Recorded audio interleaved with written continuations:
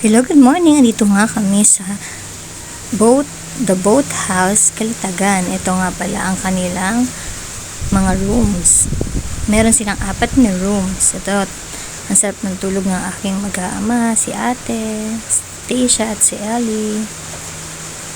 Ayan.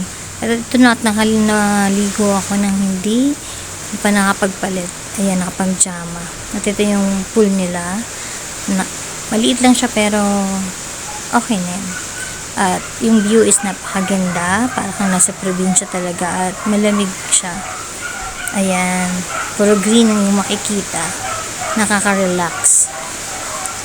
And also, syempre, mas masaya dahil buo ang pamilya. At ito nga ang nakita kong flowers. Love ko talaga ang mga flowers. At ito, kumain kami ng kare-kare, luto ni Ate Joanne. At ito, nag-swimming ng mga bagets with Daddy and Tito Onyo with Ava. Ayan. Ang cute-cute ni Ava. At ito naman ang aking anak na si Tisha, aming bunso. She tried to swim. At ang kanyang friend na si Ate Mitch. Ayan. Enjoy talaga siya. Oh. Oink, oink, oink, oink. Ayan. Mga 4 feet yan hanggang 5 feet pa ganon. Diyan muna siya sa 3 feet ata. Ayan. Sabi niya mga suki. Tingnan niyo nagsiswimming siya. Panoorin niyo. Oh, galing. Wow. Parang sirena, diba? Na ano yung puwet na uli. At ito nga, nagbabanding ang kanilang tito. Nilulubog sila. Ang saya. Go, Tito Onyo. 1, 2, 3. At ito, nagbola naman ang mag-ama ko. Si Tisha at si Daddy. Ayan. Ayan na nga. Lalangin na lang siya papunta kay Daddy. At ito yung nababother kung talaga yung sasalun siya ng Daddy niya. 1, 2, 3, 4, 5, 6. Ayan. Hindi nakarating sa Daddy. Kaya, kinuha lang ng Daddy. At ito na nga, ang bonding moment ng magtitong si Daddy at si Ava. May tsinelas pandala si Ava, oh. Ang haba ng hair ni Ava.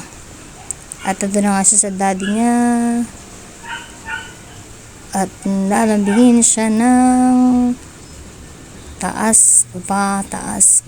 Yan na, kasama na si Tisha. Go, Tisha. Kaya mo yan, no? Ganyan lang magmahal si Tito Onyo. O, enjoy na enjoy. Araw. Ayan na nga si Tisha. Di naman umiiyak. At ito nga ang inyong tendera. Para relax lang sa duyan. O, diba? Parang yung damit ko ay hollow blocks lang. Ayan. Duyan muna tayo. At ito nga, nagpunong braso ng amang Daddy. Tan. At ang nagwagi ay si Daddy. Next time, Kuya Austin. Natalo tuloy siya dahil nagloko ng Daddy.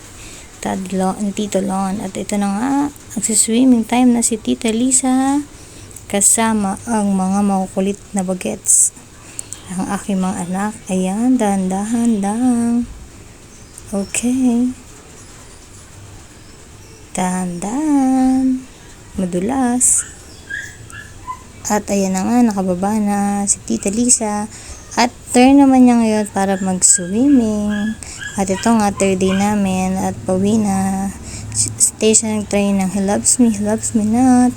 And He Loves Me. At ito, habang naghintay kami ng makaligpit na mga gamit, nagstay muna si Tisha dito. At nag-video ko uli ng mabilisan lang dito sa phone at sa kanyang view.